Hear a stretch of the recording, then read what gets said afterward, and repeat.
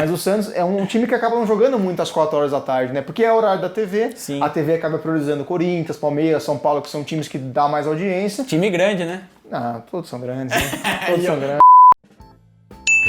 Senhoras e senhores, meninas e meninos, e claro, boleiras e boleiros, está entrando na área o seu, o meu, o nosso FDS. Roda a vinheta aí, Hugo!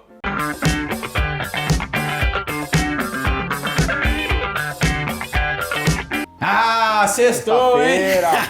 Mais uma sexta-feira na área. E o aí, tranquilo? Na paz. Beleza. E o FDS na área também. Vamos começar a nossa resenha? Bora. Mas antes de começar ela, se inscreve aí no canal, dá um likezinho, compartilha, ativa o sininho, Ativa olha lá. o sininho. É isso aí. E aí, Gustavo, tranquilaço? Tranquilaço. Sexta-feira, tranquila? Sexta-feira mais leve, né? Parece que você tá com um sorrisão na testa aí, né? Ah, um pouco, cara. Mas não tem nada a ver com futebol, não. Ah, não? Não tem nada a ver com futebol. Então vamos lá, vamos começar já então a resenhar. Me dá um destaque aí deste final de semana aí O do destaque, futebol. ele vem junto com o nosso cabide aqui, né, cara? O Santos assumiu, junto com o Palmeiras, a liderança do campeonato. Em 2 rodadas tirou a diferença que era de 5, agora a diferença tá em 0. Santos e Palmeiras lideram o campeonato. E o Santos, pela primeira vez há muito tempo, que a gente não vê, o Santos entra numa rodada podendo acabar ela na liderança. É, fazia tempo, hein? Fazia tempo. Jorge São Paulo, hein? Ó, carequinha, o amor pelo balão. tá dando certo. Ele fala assim, amor pelo balão. Bom, mas antes de a gente começar então a conversar, Hugo, roda a nossa vinheta aí do Não Perca por Nada deste final de semana.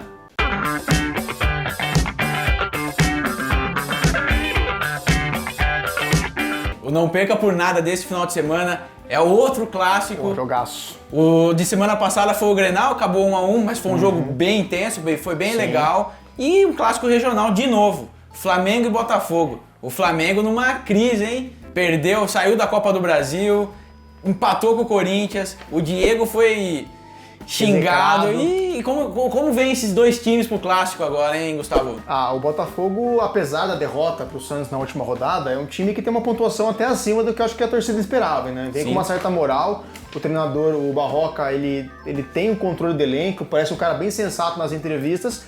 E o Flamengo, cara, desde a eliminação para a Copa do Brasil, parece que vai ficar um tempo assim, devendo um pouco para a torcida. Precisa dar a resposta. No clássico das multidões contra o Corinthians, não conseguiu ser superior ao Corinthians. Aliás, achou um golzinho ali, né? Com o Gabigol, artilheiro do campeonato, com 8 gols. E aí chega nesse clássico precisando da vitória. Sim. Um jogo bem difícil, é o mandante do jogo, então joga em casa, entre aspas, apesar de clássico, dificilmente a gente conseguir. A mandância do clássico nunca é muito relevante com uma vitória, mas precisa vencer. Mas é o jogo do primo rico com o primo pobre, né? É, o Davi e Golias. É complicado. O Botafogo vai ter que, suar a camisa, porque o Botafogo que vem de derrota pro Santos. Pro seu Santos, pro hein? Santos. É o jogo assim, na tendência que o Flamengo leve vantagem. A tendência. Agora, o Botafogo é um time difícil de ser batido, né? Todos os times que jogaram no Rio de Janeiro contra o Botafogo tiveram dificuldades. O time é bem ajeitado, é bem treinado. Você vê o time em campo, assim, ele é bem postado. Saiu perdendo pro Santos, tomou o gol do Marinho, que foi um golaço, né? Cagada, mas foi um golaço. Cagada, não. Se ele chutar mais 10 bolas daquela, é difícil ele fazer. Cagada. E depois falaram que eu que fiz o gol, coisa que eu nem sabia. Como que o Marinho chamou o gol? Mini-mício aleatório. Oxi. Aí foi um mini-mício aleatório, né? Essa é diferente, né? O Marinho é uma figura. O Marinho, sei não, sabia não. Sabia não. Que merda, hein? Não, ele sabia. Esse gol ele sabia. E ele entrou, fez o carnaval no jogo, fez. né, Marinho? Tá numa fase boa, cara. Acho que tem mudado os ares ali do sul pra Baixada, fez bem pro Marinho. É praia, né? O São Paulo, enfim, a gente vai falar do Santos daqui a pouco. Mas ainda no clássico, Flamengo e Botafogo, o jogo é domingo, né, gente? Às 4 da tarde. Maracanã provavelmente lotado. Sim. A torcida do Flamengo tá comprando a ideia. Sim. E é muito cedo para criticar o Jorge Jesus também. Eu acho que ele deu um movimento no jogo contra o Corinthians, ele perdeu no jogo, colocou mais atacante, foi para cima em busca do empate e conseguiu. Sim. É um técnico que é ousado. Isso a gente não pode tirar dele. É uma característica do Jesus. Mas é um técnico estrangeiro, europeu, não é nem sul-americano. Então vai demorar um tempo para se adaptar, para entender como que é o campeonato, entender a pressão. Ele era técnico do Benfica, é uma coisa. O Benfica é um time gigante em Portugal, mas o Benfica ele vai ter um jogo difícil, que ele não entra como favorito, um jogo a cada 10, 12 no campeonato, que são os clássicos. Aqui não. Né? Você joga contra o Sport e contra o Porto, são jogos que você entra com um nível parecido de favoritismo. Agora, o Botafogo joga, por exemplo, contra o Corinthians fora de casa, não é favorito. Joga o clássico contra o Botafogo, é favorito, mas é um clássico. Aí na rodada seguinte vai pegar um time, pega, sei lá, o Atlético Paranaense, como pegou na Copa do Brasil. É favorito, mas é um jogo difícil. Então tem que se acostumar com isso, né? Com essa pressão na torcida, e a pressão é muito forte, né? Sabe por quê, Jesus? Não, Jesus, sabe por quê? A gente tá esses anos todo calado, respeitando, de lado a lado com o time, e eles não correspondem. E a torcida que faz toda a diferença. Faz. Pegaram o Diego no aeroporto lá, o Diego, ó, deve ter se cagado todo, hein? Sai logo, desgraça, eu tô me cagando.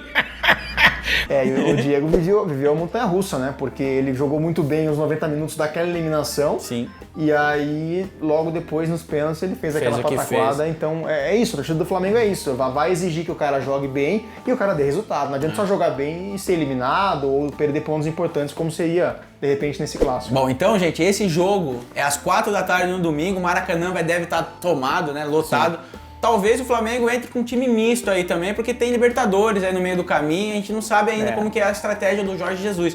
Mas provavelmente vai ser um jogo bem legal. Então não deixe de assistir esse, não perca por nada desse final de semana, hein, gente? Então vamos começar a falar dos jogos deste sábado, né? Do famoso amanhã. E para abrir a 12ª rodada, o Opa! Será? Bom, eu acho que sim ainda, hein? O campeão Verdão vai encarar o Vasco do Luxemburgo, que voltou a vencer e enfim ganhou uma no Allianz Parque às 5 da tarde nesse sábado, hein, Gustavo? E aí? Estão deixando o Professor sonhar, hein? Eles estão deixando a gente sonhar. O Professor sonhar. E ele tava pistola na lateral ali. Quando que não, né, cara? O Luxemburgo é sangue quente, né? Mas é um jogo muito interessante, porque o Palmeiras ficou a 33 rodadas sem perder um jogo. Desde o ano passado, né? Desde o ano passado, né? Desde que quando o Felipão assumiu de verdade o time, não tinha perdido no Brasileiro ainda, aquela campanha vitoriosa. E perde justamente pro Ceará, quem diria, né? Até semana passada, no vídeo anterior, eu comentei com você, né? Perguntei pra você quem poderia parar o Verdão. Se você me respondesse que era o Ceará, eu não ia acreditar, ia tirar sarro de você. O Ceará é gigante, cara. O Ceará é muito grande. E parou, hein? Parou o Palmeiras e parou com propriedade, né? Jogou bem, né? Jogou bem, um 2-0 com propriedade e bota uma pressão e bota uma pimenta no campeonato, né? Porque o Palmeiras, como tinha 5 pontos de vantagem, é lógico, era começo do campeonato, mas o campeonato já fica meio xoxo, né? A disputa pela liderança agora agitou de novo a disputa, tem o Palmeiras e o Santos empatados, tem o Flamengo que tá 5 pontos, mas também sonhando em chegar, e é a primeira vez em muito tempo também que o Palmeiras começa uma rodada pressionado por perder a liderança. Sim. Ano passado, depois que debandou e conseguiu uma vantagem boa, ninguém mais ameaçou. Esse ano, óbvio que as rodadas iniciais, por ser rodada inicial, a distância acaba sendo pequena entre um time e outro, mas quando também acertou o time, foi embora e distanciou. Sim. E agora que perdeu essa vantagem, então é uma rodada crucial pro Palmeiras. E agora eu vou perguntar pra você aqui, você acha? Eu acho que sim, mas eu quero saber a sua opinião. Você acha que foi um pouco de culpa do Filipão nessa pressão desnecessária? Não precisava ter entrado com o time titular contra o Ceará. Então, o resultado e quem foi o responsável fui eu. Se entra com o time misto ali, talvez um empatezinho ou até mesmo uma derrota, tá com o time reserva, mas não, colocou o time titular. Você acha que isso pode pesar? A verdade é uma só, eu acho, cara. A derrota seria pressão de qualquer forma.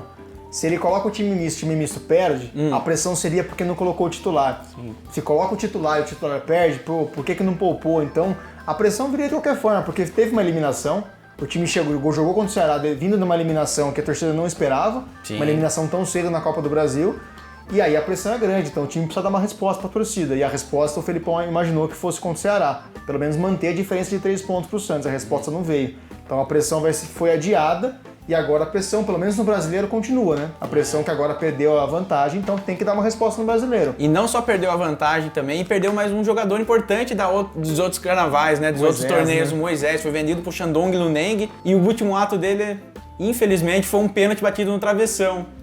Não merecia acabar assim a trajetória do Moisés, que ajudou muito o Palmeiras a ganhar o primeiro título agora. Sim. Dessa década do Brasileirão, né, Gustavo? Em 2016 ele foi crucial. Se não foi o melhor jogador do Palmeiras no campeonato, foi um dos 3 melhores, junto ali com o Dudu, junto com os jogadores importantes daquela campanha. Os anos seguintes foi muito atrapalhado por lesão, né? 2017, 2018 acabou sendo atrapalhado por lesão. Esse ano de 2009 também teve alguns momentos de oscilação, mas tem esse nome marcado na história do Palmeiras. Eu acho que nunca vai poder ficar marcado por uma perda de um pênalti, por uma fase ruim que ele teve no Palmeiras, sendo que ele teve fases muito boas e marcantes. O Moisés foi muito importante. Enfim, gente, ó, esse jogo então é o que abre a 12ª rodada, né? Às 5 horas da tarde. E um pouco mais tarde, logo depois que acabar o jogo do Palmeiras, São Paulo e Fluminense. Fluminense com o Fernando Diniz não dá, cara. Eu sinceramente, deixei de sonhar com o Fernando Diniz. Acho que pra mim, futebol tem que ser vitória, cara. O cara joga bonito, tem 10, 15 chances de marcar gol e não marca e não vence jogo. É a grande chance do São Paulo aí de se reabilitar e vencer, ou o Fluminense vem um pouco melhor, vem mais... Um pouco melhor, eu não acredito, mas pode dar trabalho pro time do Cuca? O jogo também é um jogo crucial pro Fluminense, né? Entrou na zona de rebaixamento, já tá entre os 4 piores, apenas 2 vitórias do campeonato. Muito pouco, cara. Muito pouco. Só que assim, as 2 vitórias são vitórias épicas, né? Porque foi aquele 5-4 diante do Grêmio fora de casa e o 4-1 em cima do próprio Cruzeiro em casa. São 2 vitórias marcantes. Mas as outras rodadas, realmente muita dificuldade. Entrou na última rodada como a pior defesa do campeonato, então é um time que toma muito gol. Entrou na rodada com 17 gols contra em 10 rodadas. Aí tomou mais 2 gols do Vasco, então foi para 19. E só não é a pior defesa porque o CSA tomou de 4 do Atlético, mas... Convenhamos que é um time que toma muito gol. Então o Fernando Diniz tem que primeiro corrigir a defesa, para depois pensar em jogar bonito, cara. Em jogar bonito. E o Cuca, o São Paulo, que é outro time também que ataca, mas não convence. Parece que não vai. Que não sei o que acontece com o São Paulo. Você tem alguma noção do que pode melhorar aí?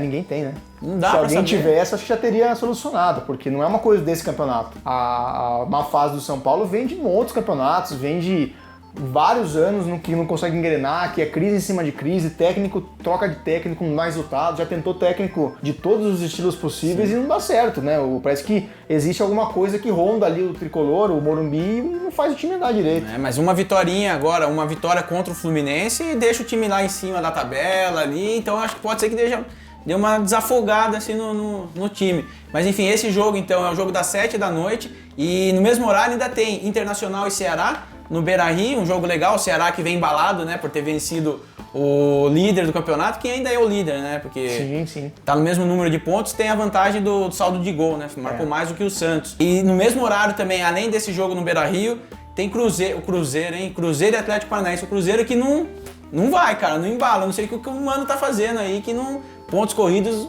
não embala. Empatou com o Bahia na última rodada em 0-0 e agora recebe o Atlético Paranaense. É um jogo complicado, hein, pro Cruzeiro. É um jogo complicado. O Cruzeiro, ele se acostumou a ir muito bem nas Copas, mas é muito pouco, né?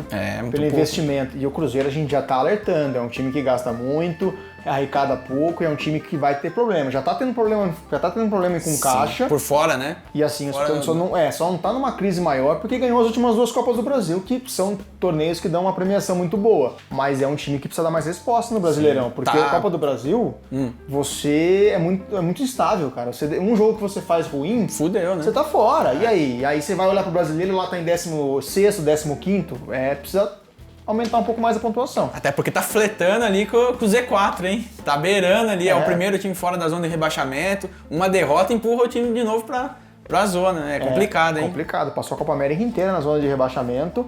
E olha, apesar de alguns aí gostarem de ficar um mês na zona, o Cruzeiro acabou ficando numa situação incômoda, né? Tem gente aí que gosta, de ficar um mês na zona. Fica tranquilo, fica em casa agora. Ó, que lindo! Tá filmando eu? Saindo da zona, ó! O vagabundo saindo da zona, ó! O time de futebol não pode se acostumar jamais a ficar na zona. É complicado. Bom, então esses são os jogos do sábado, tá, gente? Que vai estar rolando aí. Se esse programa aqui no GCzinho tá passando onde vai ser transmitido os jogos. Como você já tá acostumado aí, né? Toda semana a gente traz isso aí pra vocês. E vamos falar do Domingão? Bora. Domingão que é o horário das 11. Aliás, não só o domingo. O jogo anterior do Vasco. Sim, o sábado, né? O clássico, Vasco e Fluminense. São Januário lotado, bonito, todo mundo compra. A ideia é talvez esse seja mais um horário que a CBF vai colocar nas rodadas aqui pra frente, o sábado de manhã. Então fica esperto aí. Mas este jogo agora que abre o Domingão é Chapecoense e Bahia na Arena Condá. O Bahia que, rapaz, a parada da Copa fez muito mal. A Copa fez muito mal pro Bahia, não ganha mais de ninguém, hein? Perdeu a classificação na Copa do Brasil, perdeu do Santos, perdeu pontos pro Cruzeiro. Empatou então, em 0-0, jogando em casa, né? É complicado. É a mesma coisa da situação, por exemplo, do Palmeiras, que de 6 pontos conquistou apenas 1, né? Em 2 rodadas. Então, o Bahia, de 12 disputados, só 2 pontos. É muito pouco. É muito pouco. E às 4 da tarde, o seu Santos, que assumiu a liderança junto com o Palmeiras, vai receber o Avaí. É uma grande chance de continuar na bota do Palmeiras, até porque o Palmeiras o Santos já vai entrar em campo com o resultado do Palmeiras. Então pode ser que ele mantenha ali o mesmo número de pontos ou pode disparar, hein? Sim.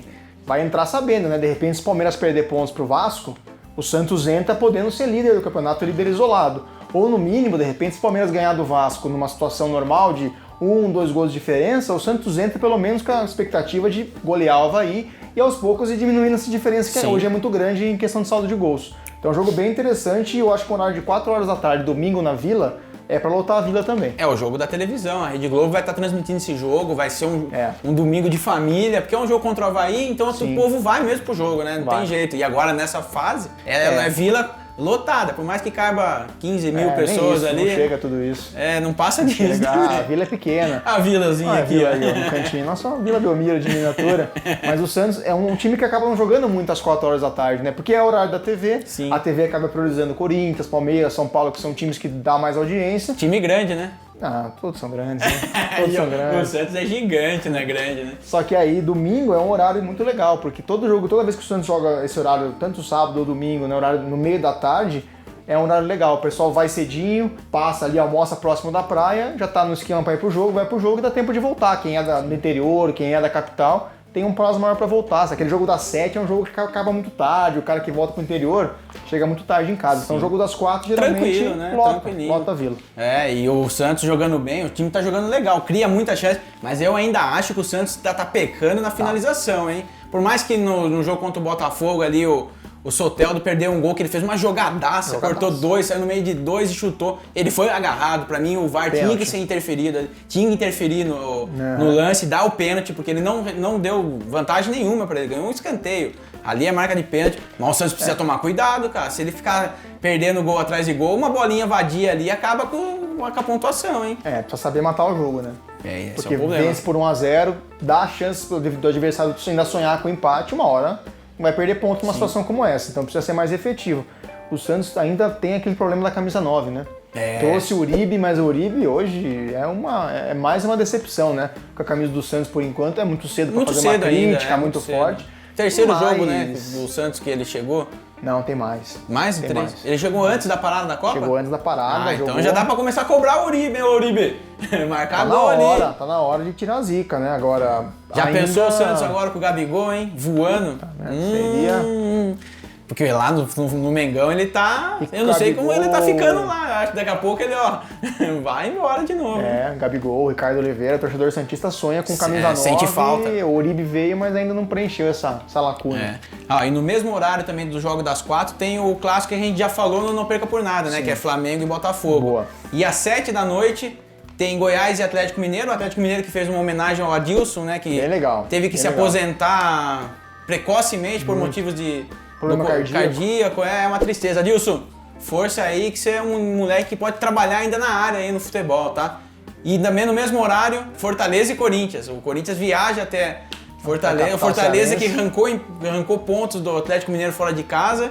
E em casa é forte, hein? Muito forte. É um jogo difícil pro Carine, hein? Eu acho que vai acabar sendo um dos grandes jogos da rodada, Fortaleza e Corinthians, porque o Fortaleza vem com muita moral, conseguiu segurar o Galo fora de casa, um jogo cheio de polêmica com o VAR. Tava perdendo de 2-0, foi buscar o resultado. Depois teve um pênalti pro Galo, foi lá e defendeu 2 vezes pra poder valer a defesa. Alejandro. E o Corinthians também, né, apesar do empate contra o Flamengo, mas fez uma boa partida, jogou bem, conseguiu se impor diante do Flamengo e o Corinthians bem melhor depois da pausa. E só empatou por um detalhezinho, né? Bem pequenininho. Diga-se o VAR. Um pezinho pra trás. Então vai ser um jogo bem legal, Fortaleza e Corinthians. Fortaleza jogando em casa é muito forte e o Corinthians acho que vem embalado também. O Fortaleza só perdeu um jogo lá na Arena Castelão, que foi justamente pro outro paulista, o São Paulo, por 1-0. Então é difícil enfrentar o time do Rogério Ceni lá, hein? Bem difícil. Bom, esse jogo então é o jogo das 7 da noite, é um jogo bem legal. E na segunda, aí tem um joguinho mais tranquilo, né? O CSA encara o Grêmio lá no Rei Pelé. O Grêmio parece que agora deu uma estabilizada, assim, né? Classificação da Copa do Brasil. Acho que desafogou um pouco, hein? Eu acho que tem tudo até pra seguir agora melhor, hein? Ganhando. contra o CSA. O Grêmio é um time curioso, porque pra você saber se o Grêmio tá bem ou mal, você não precisa nem olhar a pontuação e ver como estão os jogos do Grêmio. É só você ver o coletivo do Renato Gaúcho. O Renato Gaúcho tá sorridente, fazendo as brincadeiras que ele gosta de fazer. Pode ter certeza que o Grêmio tá brigando lá em cima, tá classificado pra próxima fase de alguma competição. Quem precisa, estuda. Quem precisa aprender, tem que estudar. Tem que ir pra Europa. Quem não precisa, pode tirar uma férias na praia sem problema. Agora, quando o Renato tá mais sério, aí você sabe que o bicho tá pegando. Então o Grêmio vem numa fase boa, o Renato já tá brincando mais em coletiva, tá fazendo piada. E o CSA, cara, infelizmente, assim... Time que tem Alexandre e Ricardo Bueno no ataque, cara, com uma Série A... É fraco, É fraco. Infelizmente, é um time que eu gostaria de ver numa Série A sendo mais protagonista. Até porque tem, fora do campo, assim, o trabalho da diretoria é muito legal. Muito bom, cara. É muito legal. bom. O pessoal tá com o orçamento em dia, tá pagando o salário certinho. E isso já não vem desse ano, já vem de 2, 3 anos. Desde a Série D.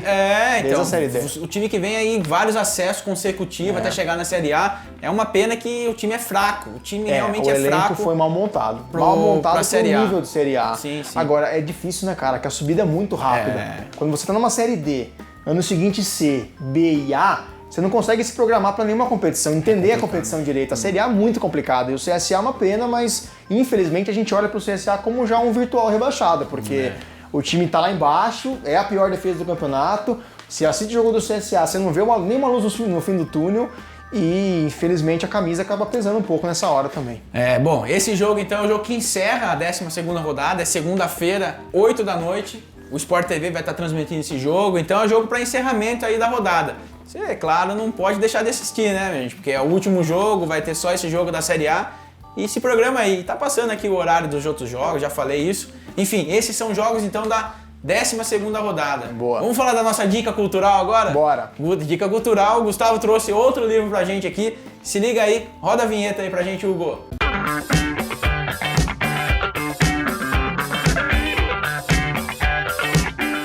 Então é isso aí, gente. Ô, Gustavo, que livro você trouxe pra gente aí? Vai, Boto, fala aí. Trouxe aqui, ó, A África do Mundo em Copas, do nosso amigo lá de Sorocaba, André Lacerda. André é um argentino lá, amigo nosso. Ele é brasileiro, mas ele tem um pezinho na Argentina, gosta. E também já teve coluna no Trivela falando de futebol argentino, mas nesse livro ele vem falar do futebol africano. Então é toda a história das seleções africanas em todas as Copas do Mundo. Oh, que legal. Ele conta a história, conta bastidores das seleções e, claro, né, a seleção que teve mais relevância, conta a história, por exemplo, do Senegal em 2002, né, fazendo o jogo histórico contra a França e várias partidas históricas de seleções africanas.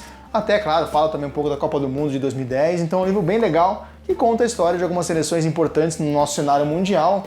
O continente africano, que muitas vezes é deixado de lado, mas são sempre seleções legais de ver jogar. Ah, que legal. Essa é uma dica, então, desta semana, tá, gente? Vai ter a descrição ali, você já deve estar habituado, já tem o linkzinho se você quiser adquirir o livro, pra você estar lendo aí a nossa dica cultural desta semana. Ó, livro fininho, numa sentada você lê e conhece a história das seleções africanas. Então é isso aí, legal. E o Cutucou guardou, hein? O Cutucou guardou. Tava empatado até os 45 do segundo tempo. O Mengão lá conseguiu meter um golzinho, empatou o jogo e ele ganhou. Enfim, roda a vinheta aí pra gente. Vai lá, Hugo.